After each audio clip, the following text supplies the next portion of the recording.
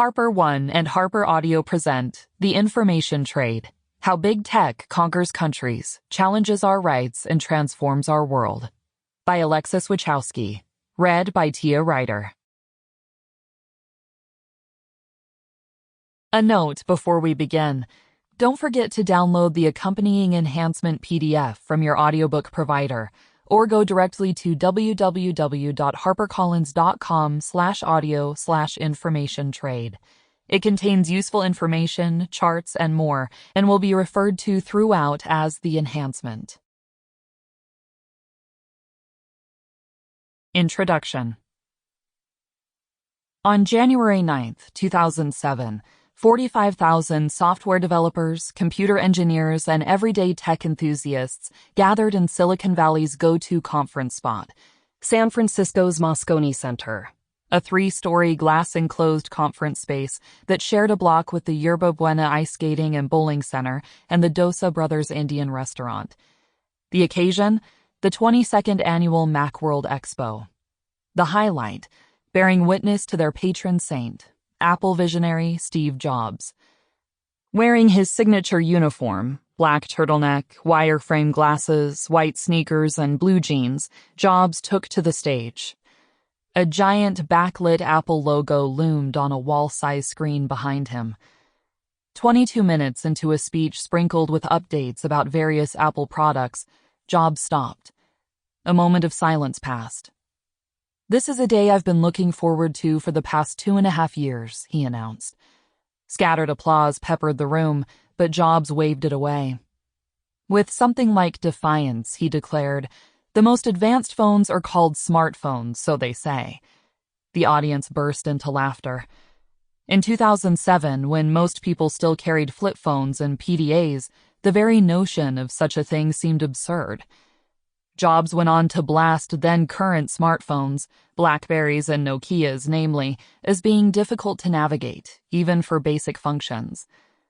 "What we want to do is make a product that's way smarter than any cell phone and that's easy to use. This is what iPhone is." The iPhone launch is worth cherishing. It may very well have been our last mass magical tech moment, a time when the entire world got truly excited over a technological breakthrough. This was a time before tech got scary.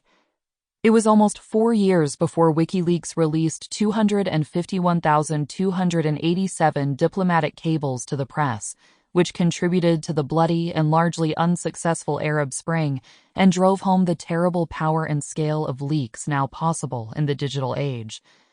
It was 6 years before Edward Snowden's revelation shattered public trust in the U.S. government by unveiling the National Security Agency, NSA, mass covert data collection program that sought info on American citizens. It was almost a decade before the Russian military's Information Research Agency infiltrated the 2016 U.S. presidential election through misinformation warfare, peeling away the belief that our social networks consisted of our friends, or at the very least, our compatriots. And it was 11 years before Facebook was outed for giving political consulting firm Cambridge Analytica access to 87 million users' data, finally tipping the world's wide-scale disillusionment with the tech industry into outright anger. In 2007, we still loved our tech and its keepers. The proof is in the purchases. 500,000 people bought iPhones the first weekend they were available. Buyers lined up around the U.S. for days in some places.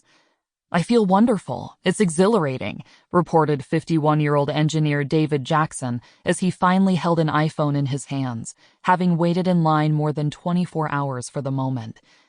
"Man, that was cool. I was shaking at the counter. I couldn't even sign my name." With the iPhone, Apple gave us what seemed like one of the greatest godsends of the digital era. A keyboardless, full-color, internet-enabled, do-everything device.